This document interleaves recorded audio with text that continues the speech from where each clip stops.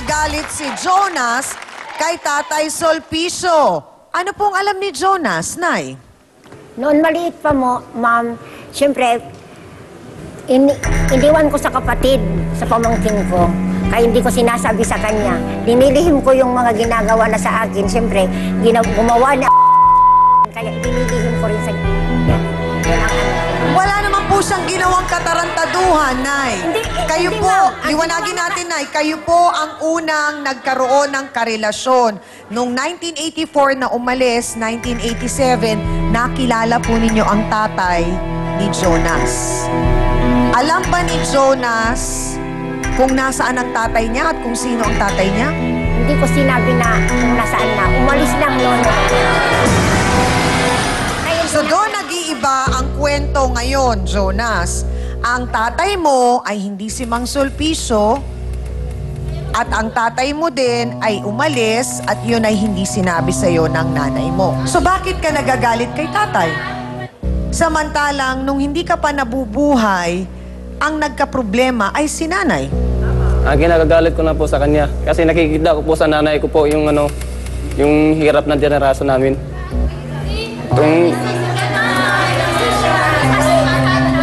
Iniiwan-iwan niya lang kasi ako eh. Jonas, ilang taong ka na? 28 po. Okay, 28. Okay. Hindi ka na 2 years old. Di ba? Para magkabulahan pa tayo. Pakinggan mo mabuti yung sinasabi ko, ha? At unawain mo. Ang nanay mo ang unang nagkaproblema. Hindi ka pa buhay, wala ka pa sa mundong ibabaw na ito, wala ka pang kinalaman doon. Ang nagkaroon ng problema ay si nanay. Nasasaktan kasi ako sa nanay ko sa ginagawa niya eh. Mali nga ang kwento. Tagal na kasi hindi napapakita sa amin yan eh. Aling Jessica, eto po ngayon ang epekto nung maling kinuwento ninyo kay Jonas. Jonas, patawarin mo ko sa sasabihin kong ito. Pero ang katotohanan, bago ka pa mabuhay, ang totoong kwento, ang nanay mo ang nagloko. 1984 nang umalis si Mang Sulpicio. Hindi siya ang umalis pala. Ang nanay mo ang pumunta ng Ilocos at nagtrabaho, naiwan si Mang Sulpicio dito, naghahanap buhay, nagpapadala ng pera. Ang sabi ng nanay mo, kulang ang pinapadala ni Mang Sulpicio, kaya siya napilitang magkarelasyon sa tatay mo. At ang naging bunga ng relasyon na yon ay ikaw. So ang dapat magalit at nuknuka ng sama ng loob sa iyo at sa nanay mo ay si Mang Sulpicio dahil siya ang niloko ng nanay mo. Dahil nakilala ni Mang Sulpicio si Aling Clara 2005. Diretsa ang tanong, Aling Jessica, anong buwan at taon ninyo nakilala ang tatay ni Jonas? Nasaan ako, ma'am? Ito, 84. Si nanay, hindi ka alam po. 84 talaga po, ma'am, ang ano. Kalimutan mo kasi pati asawa niya. So, 1984, kailan pinanganak si Jonas? 1984 po, ma'am. 1984 na pinanganak ko. Anong buwan? September 24 po. September. So, meaning, January ng 1984, buntis na kayo. Opo, ma'am. Opo. 1984. So, bakit po ninyo piniling magsinungaling kay Jonas at hindi sabihin sa kanya ang tunay na pagkatao ng ama niya?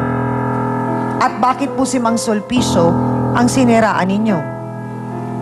Kasi ayaw ko kasi na malaman na po yung ginawa na sa akin kasi masama Or talaga. ayaw po ninyong malaman ni Jonas ang katotohanan na kayo po ang may ginawa?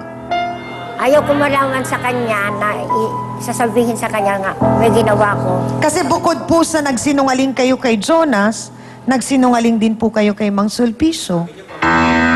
Basta ito anak ko, sinabi ko sa kanya na hindi ko naman sinasabi na totoo sa kanya na May anak ako sa labas. Sa palagay po ba ninyo, Aling Jessica, hindi ho ba dapat kayo pa ang humingi ng paumanhin kay Mang Sulpicio sa nangyari? Opo, gusto ko rin humingi ng tawad sa kanya na ano. Naunawaan po talaga ba ninyo, Aling Jessica, na kung tutuusin po, wala pong obligasyon si Mang Sulpicio kay Jonas dahil hindi po niya anak si Jonas? Yung magpasalamat, yung ano ka na, At Jonas, ngayong alam mo ang katotohanan,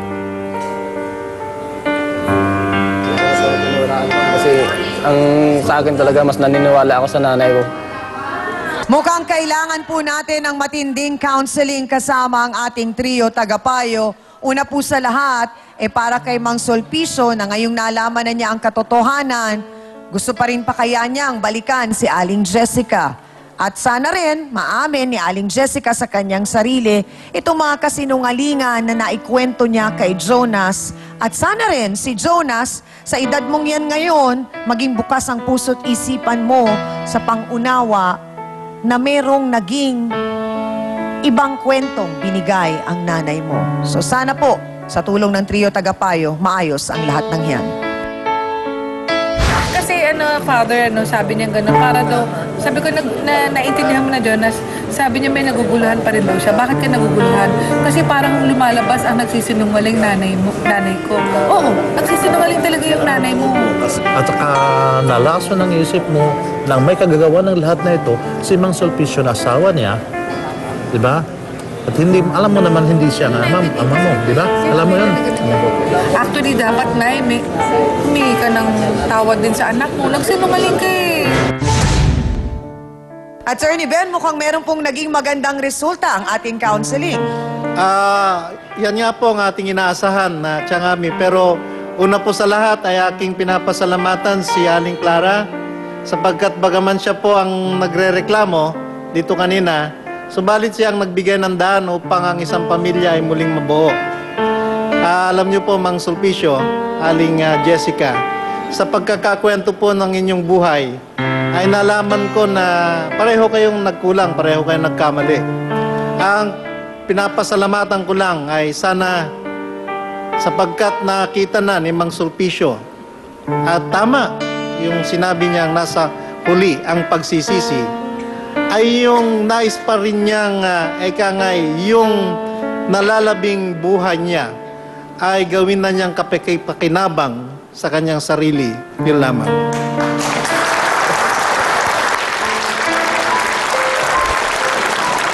Isa pong natutunan ko dito ay unang-una na ang isang pagkakamali ay hindi pa pwedeng pagtakpan ng isa pang pagkakamali.